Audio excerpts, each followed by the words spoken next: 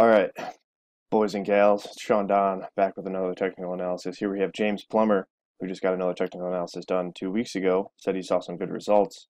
Um, James said I did a good job of explaining all the things that I feel he needed to accomplish, so I appreciate that, James. I try to be as thorough and meticulous and just do the best job I can to explain this stuff so people can't misinterpret and they can get the best possible result from, obviously the money they're kind of investing in themselves. Um, So once again, thank you, James, for the kind words. Today I want to do a little different technical analysis.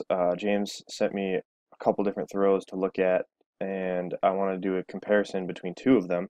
One of them being an easier throw, and the other one being what he said, kind of going for broke, max effort intensity throw. And I want to compare the two and see what the differences are when you're going easy versus when you're going hard. And hopefully you can get some insight, and everybody out there get some insight as to what typically goes wrong when you try to throw easy versus when you try to throw hard. And overall, both are important, and you need to really do both to completely develop and understand your technique. So let's get into it. Here we have James with the 38-pound weight. He said, I think one of these throws went 21 meters, which is big time.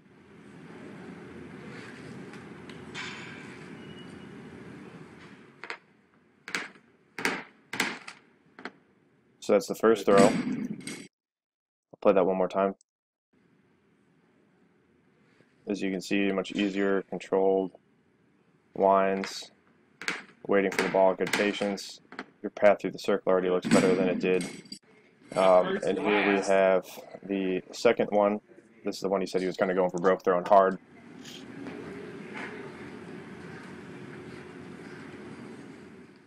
Much harder. Good. All right, so one more time. As you can see, a much harder entry. And yeah, definitely trying to get after it. Good. But looks like he smacked it. So yeah, let's just take, I don't know, 5, 8, 10 minutes to analyze his first throw, then we'll go to the second throw and see what it looks like. Um, I'm gonna try to, I won't say speed through, but I'm gonna go a little bit faster through this one, James, since you kind of have an idea of what I'm talking about. And as a reminder, if you guys have not seen James' previous technical analysis, I will link it up in the upper right hand corner and down below in the description. So go check that out to get an idea of what we're working off of. That way you guys know what I'm talking about. But as a quick reminder, um,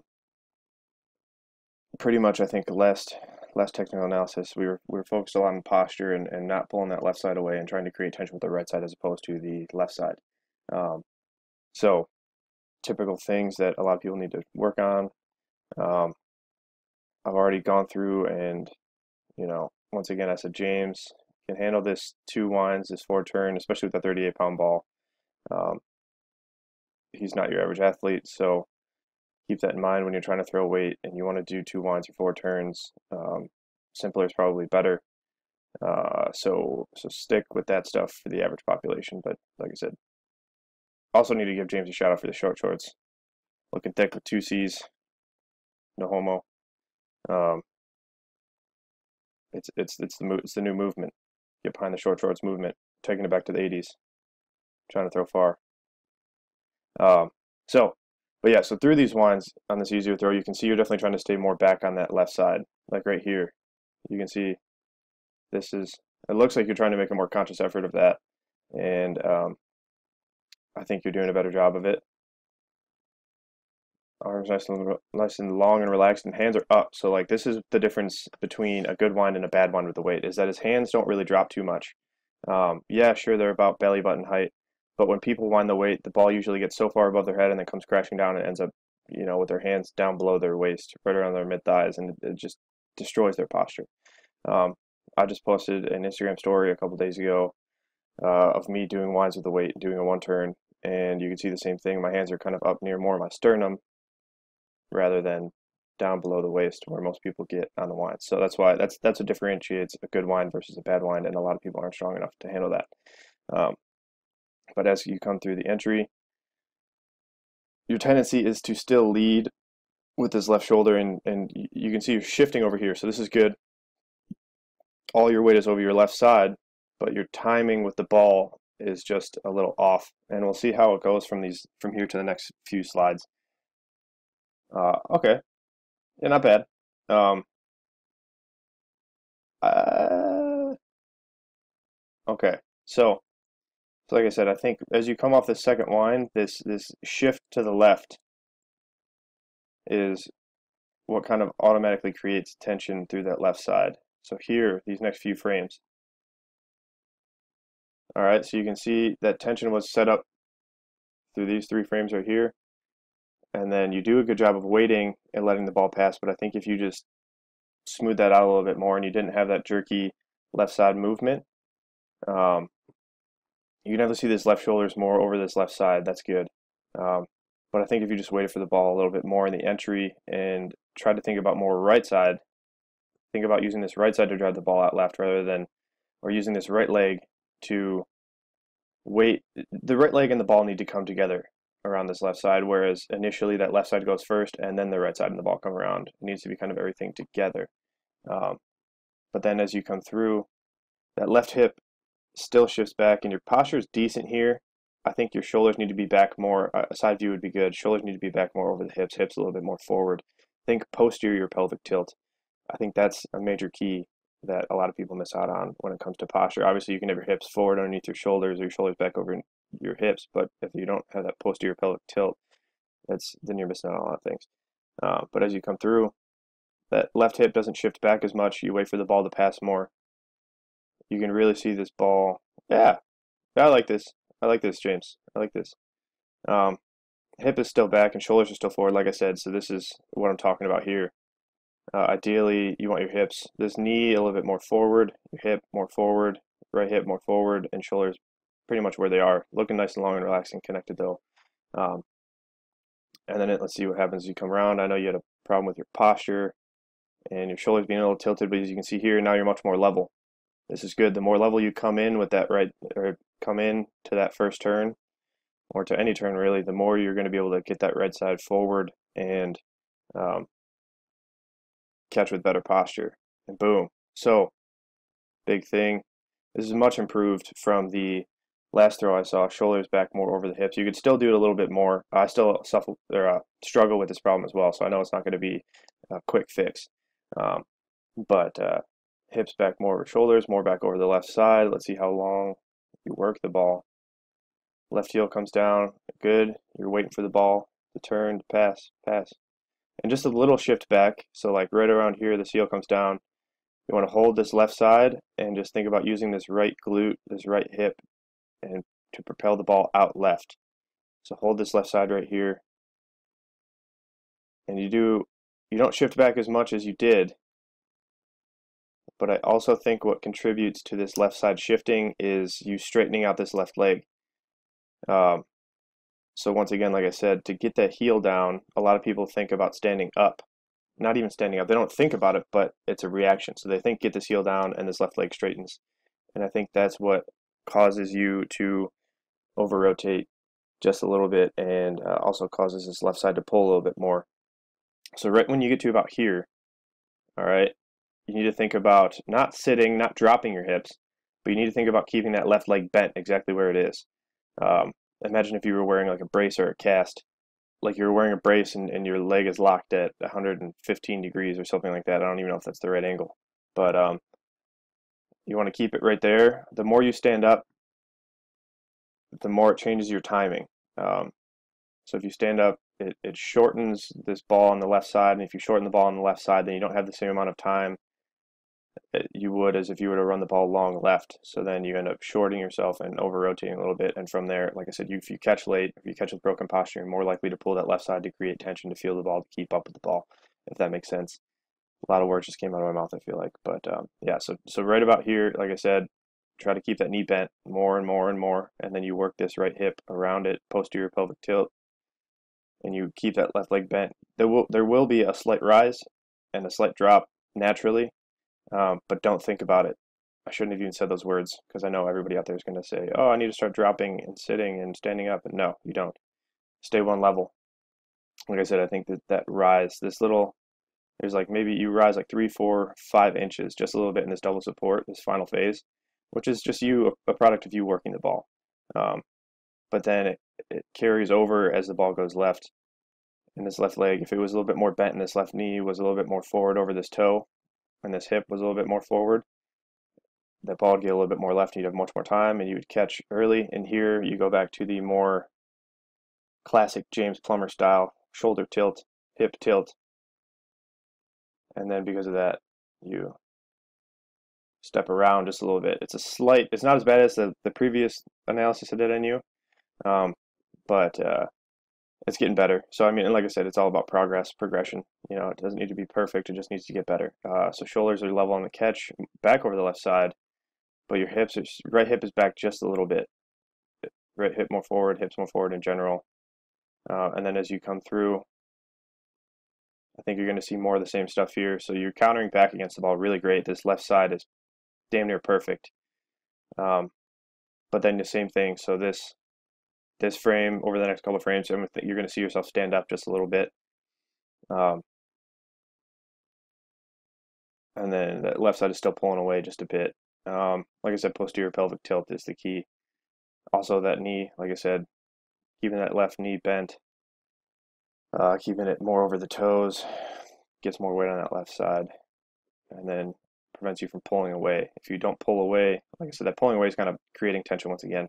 If you just let the ball go out left and create tension on its own, everything will get much easier. And then same thing, shoulders tilt a little bit, but you're doing a good job trying to get back over that left side. And see, so this is where the actual over rotation comes, because that left side pull, that left leg straightening kind of sends your over momentum a little bit this way rather than straight down the circle. It's a slight over rotation, and then same thing, just another little slight standing up through here. That's you working the ball. And you can see you start to get impatient here, James. This is going to be a 30-minute technical analysis. I don't even care. People enjoy it. You're not going to find this information anywhere else. So, yeah, you can see this is where your big impatience comes. That left side, that left leg is way ahead.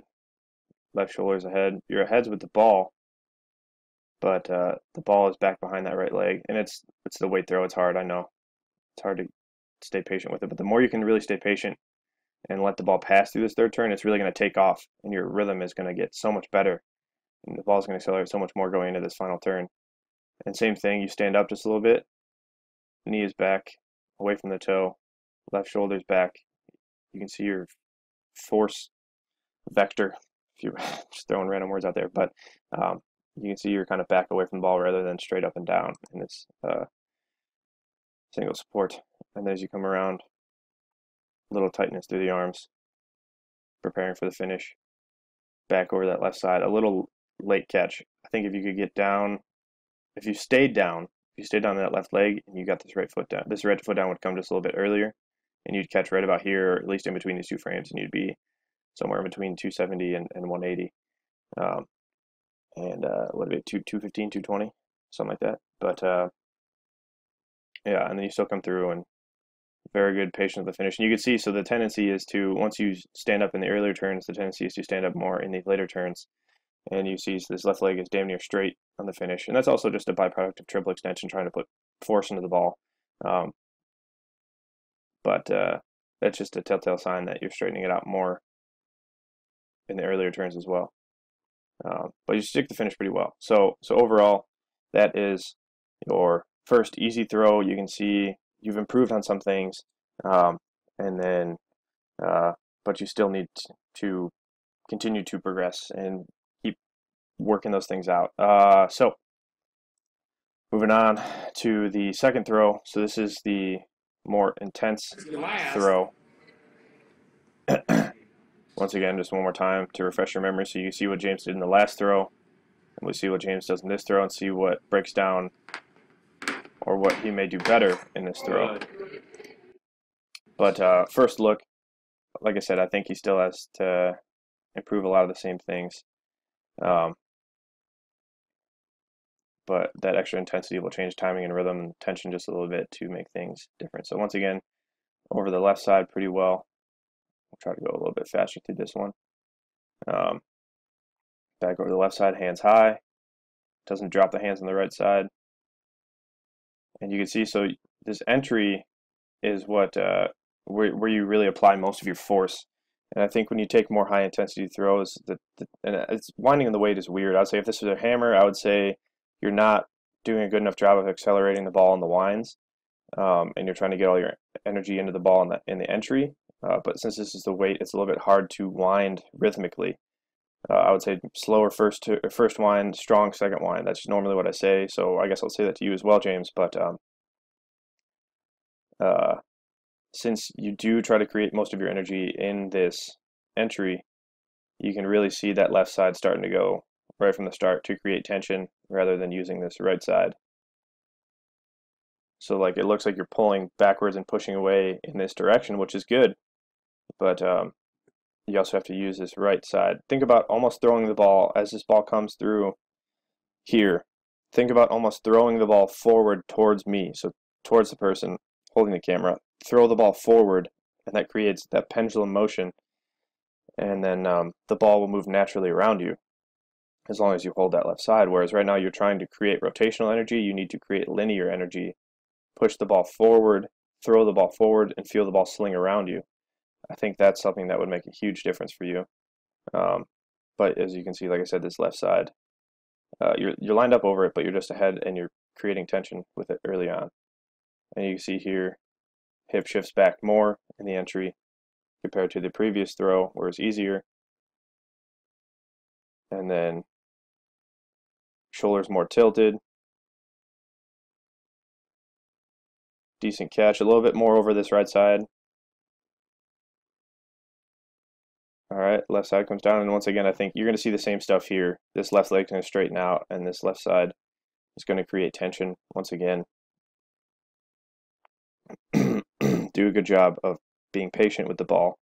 But once again, that left side extending, that left leg extending is what pushes you away from the ball, and what kind of creates this this leftward sloping trajectory through the circle.